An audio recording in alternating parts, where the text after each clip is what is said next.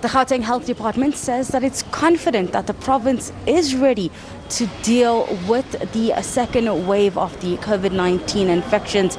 We're here at the Chris Baragwanath Hospital in the south of Johannesburg, where the MEC for Health for the province visited this facility to ensure that they were ready to deal with the surge and the spike.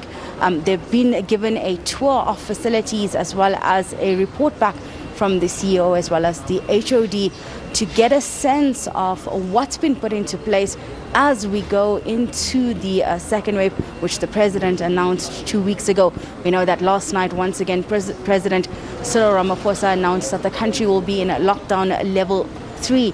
We also know that given the number of infections that we've seen, which has surpassed the first wave, the health facilities just in the province but also across the country have been overburdened.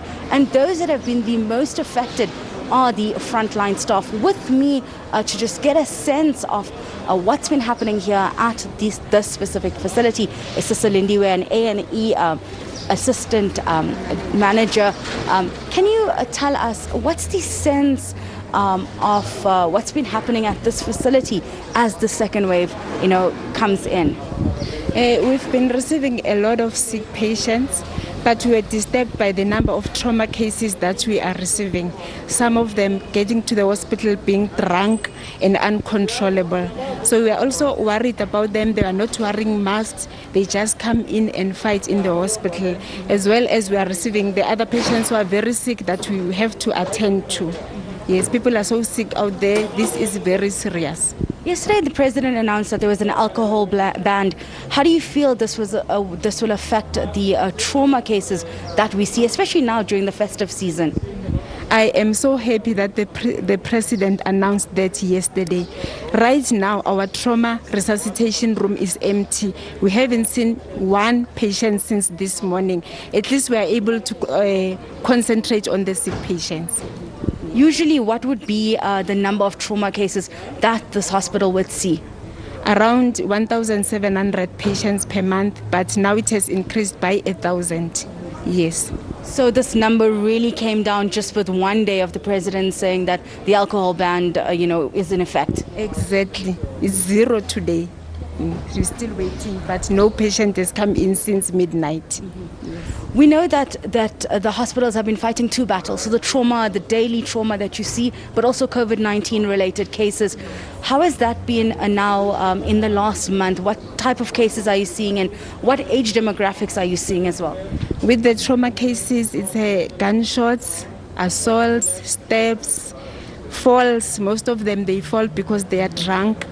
And then with the people who are sick, it's mostly the PUIs, patients under investigation because of COVID. Yes. What's the mental state and just the emotional state of frontline workers who have been working tirelessly for almost 54 weeks since the pandemic came into the country? They are really tired, but we are trying to motivate them. Yes.